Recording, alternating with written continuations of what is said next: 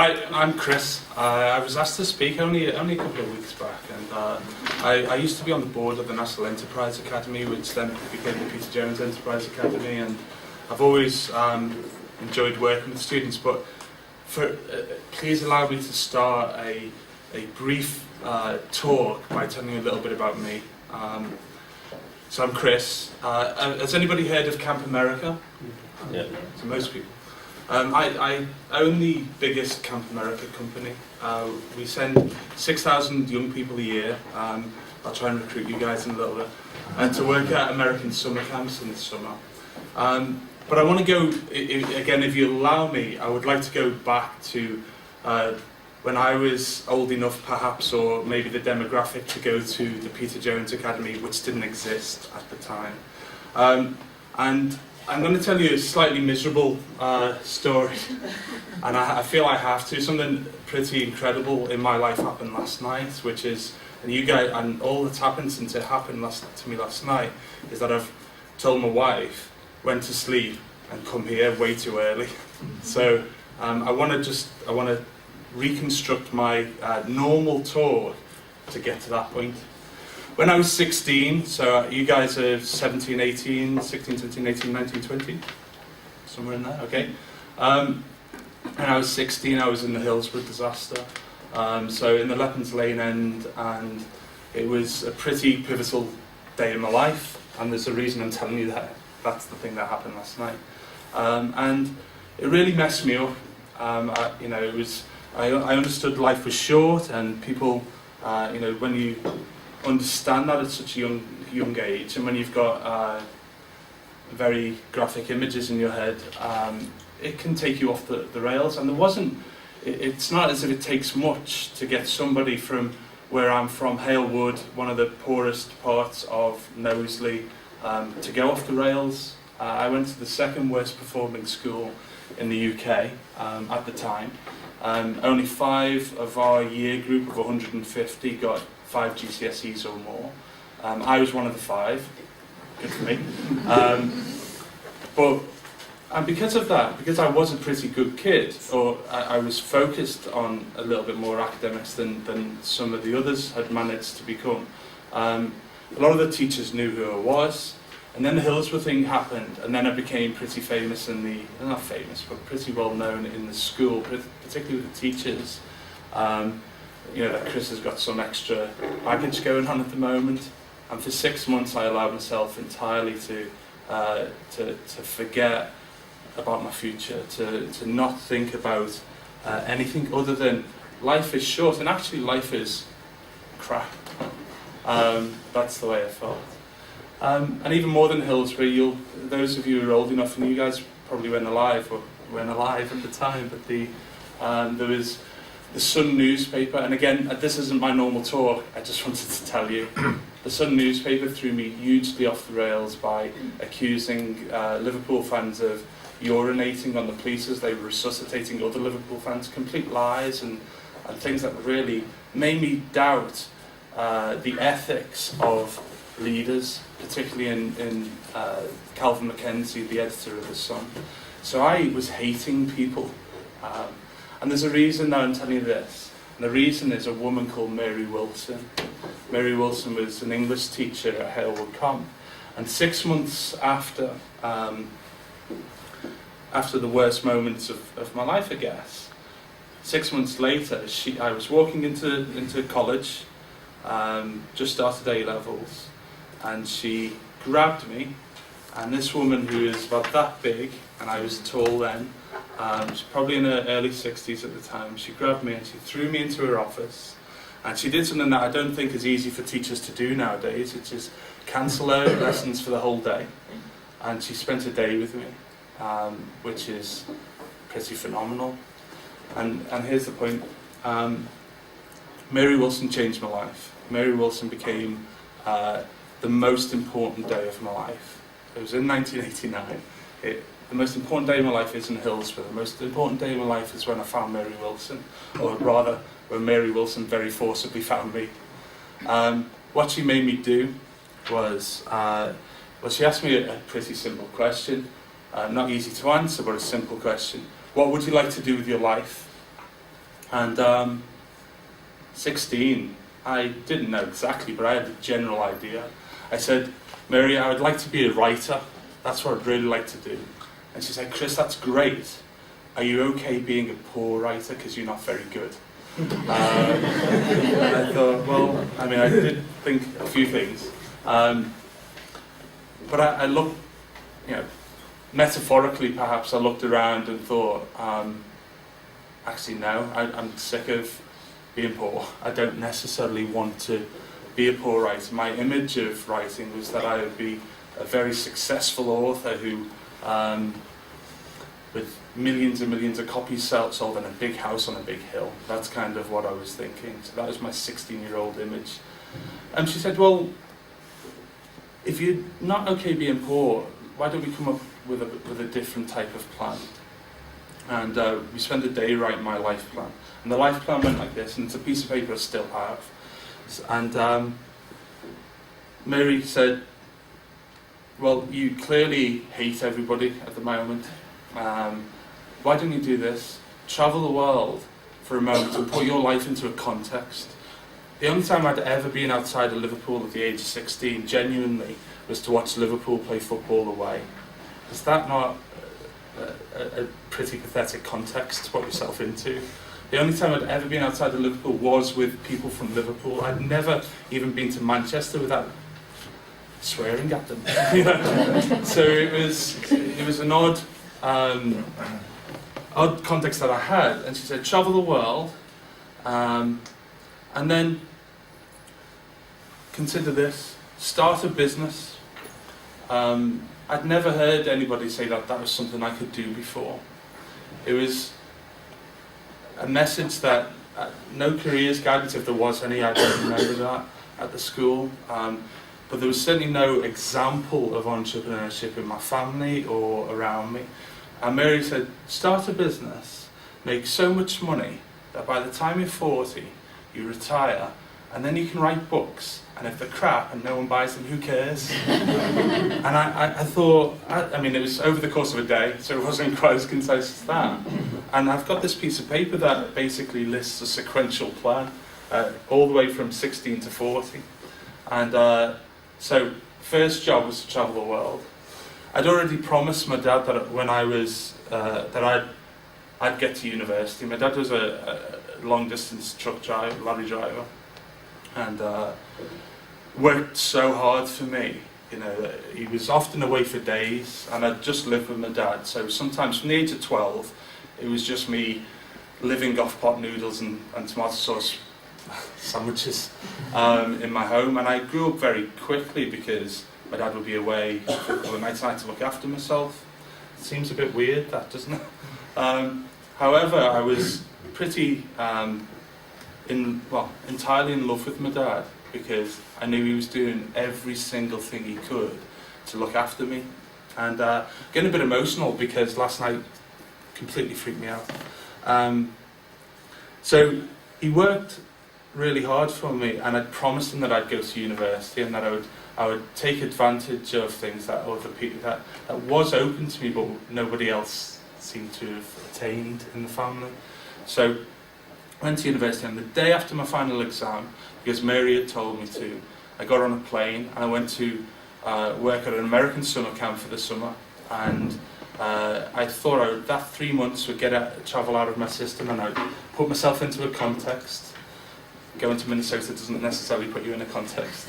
And I would enjoy that, and then I'd come home. But I realised, because there were some internationals there, that I hadn't seen enough of the world. So what I did was, I saved the £300 that I earned that summer, and I didn't come home for 3.5 years. I decided to stay away.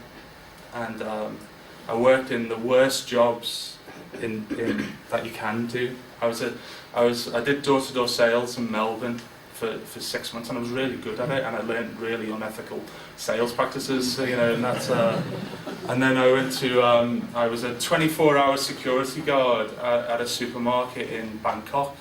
Now, I'm not tough on any level, but I'm 6'4" and I can scare Thai people who are down there. So, but it was brilliant, and I met so many people, and I managed to find one person particularly, and Mary had told me to search for inspiration, to see that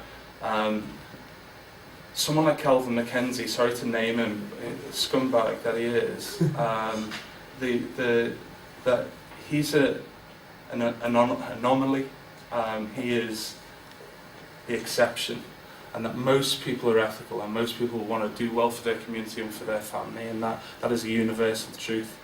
And I managed to find people who inspired me. Well, let me go skip through the travel bit, because there's a lot there, I suppose. But and I've only got probably 3 minutes left, I'm guessing.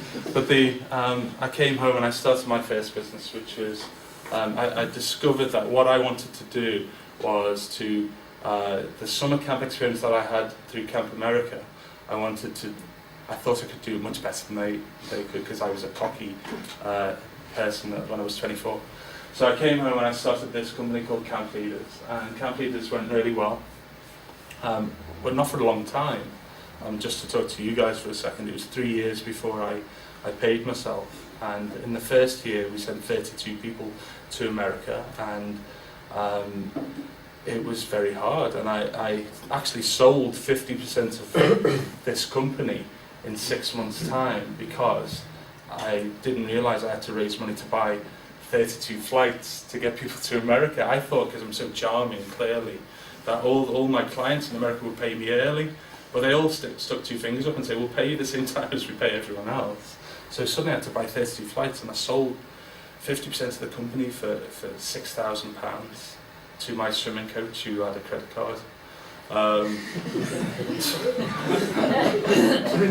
Camp Leaders now turns over 10 million a year, and he's very happy with that investment. In fairness to him, he's been great. He's coached me. He was my coach, and he kept me sane, even though he didn't work in the business for the first 6 or 7 years. Now he works in the business more than I do, and that became a second company called Smaller Earth, which I'll show you just very briefly. Smaller Earth was the reason we started this was because we were getting about 60,000 people a year to apply for 5,000-6,000 jobs. So my brain just said, well, that's ridiculous not to find them 54,000 people some other things to do. So Smaller Earth sends people to go and work and do things in lots of other countries around the world. And then suddenly we've got 12 offices in 12 countries, and suddenly it's going very well. And then the group, Smaller Earth Group, came into existence, and then we have, there's now, I think, 12 businesses in the group, including a tech business and some randomly a fitness business, which obviously I don't use. And I put it all down to Mary Wilson. Now, what I'm saying here is Mary Wilson's the most important person, non-family member that's ever came into my life.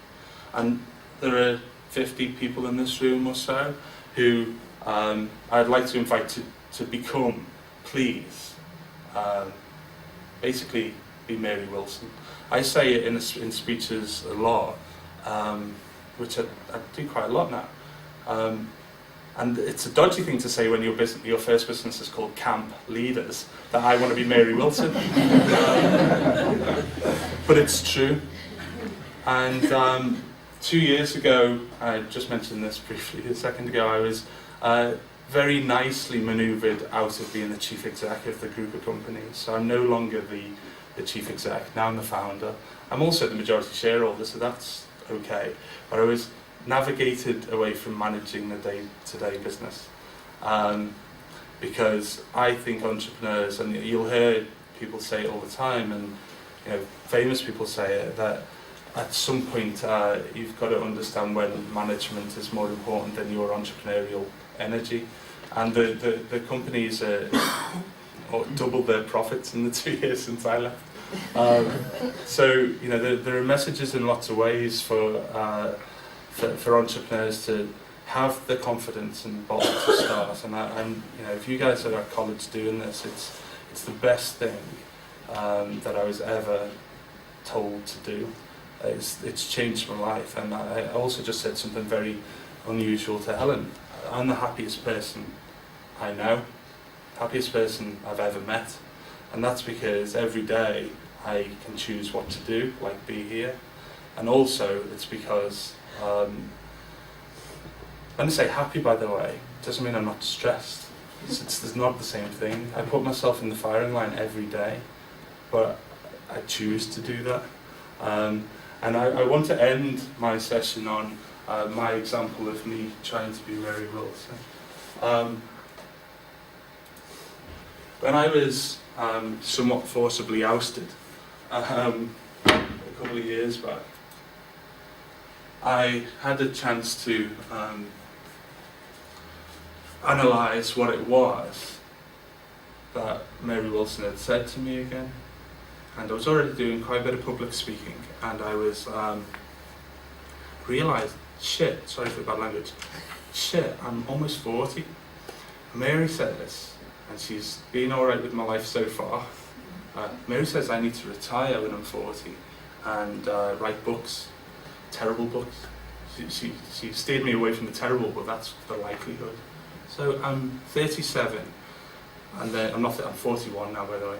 37 when I first have these thoughts, and I thought, well, really is writing the thing that will fulfill me most for the rest of my life? And I have an answer to that, and the answer is no.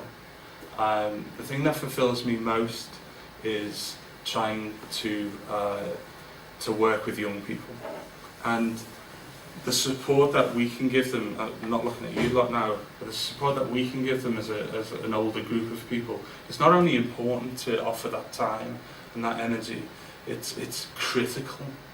4 years ago, which is why I said 37, I had my first son, and Finn is 4 years old, and the second I saw him, and other parents may have had this emotion, I saw him, I thought, shit, the world's not very good yet.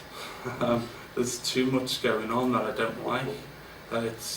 I need to do something to help facilitate a better planet. And this emotion is normal and natural and human, and I'm looking at him and thinking, what can I do? And the conclusion is, I can do so much, and most of it now is facilitation, because these lot need to kick arse.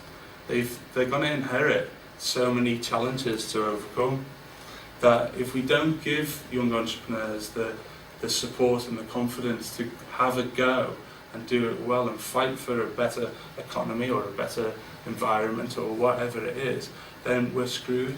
But luckily, in my work with young people, I've found that the next generation, controversial, I'm going to say something controversial, is the best generation we've had so far.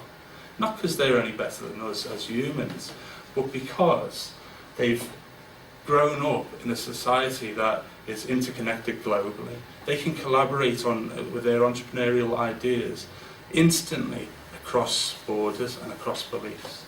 And it's that energy that something as randomly unfocused and unstructured as Facebook allows our upcoming generation to do. Their connection into social media will enable entrepreneurship to go faster and bigger. So the importance of us helping the next generation of entrepreneurs focus in the best ways and best areas, as I said, it's critical.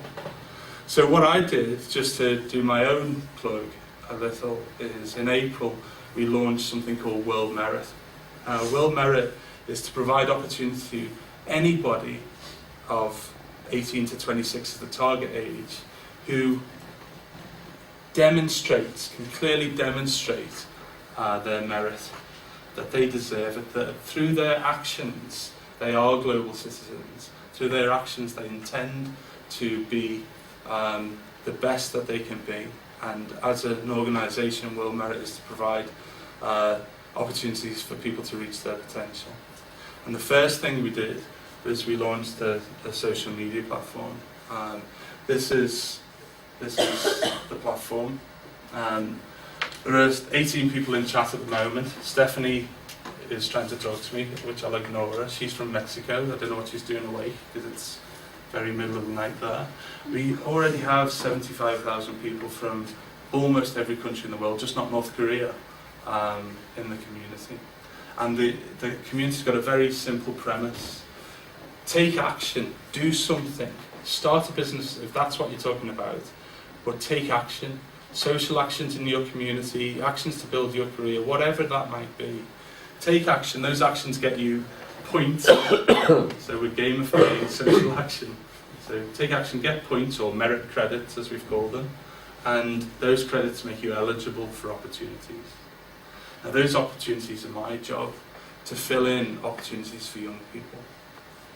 We've got 2 flagship ones that we run, and I'm going over it now, but I'm not stopping, sorry, a second.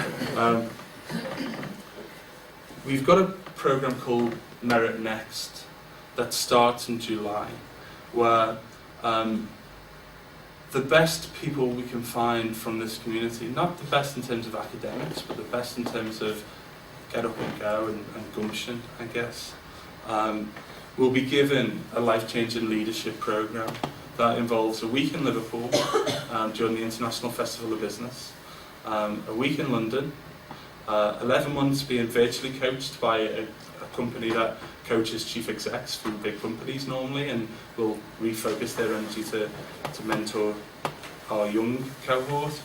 And at the end of the year, so it's a year-long leadership program, a week in Washington and a week in New York. And there's 2 outcomes from that year. First outcome is every single person will be Mary Wilson.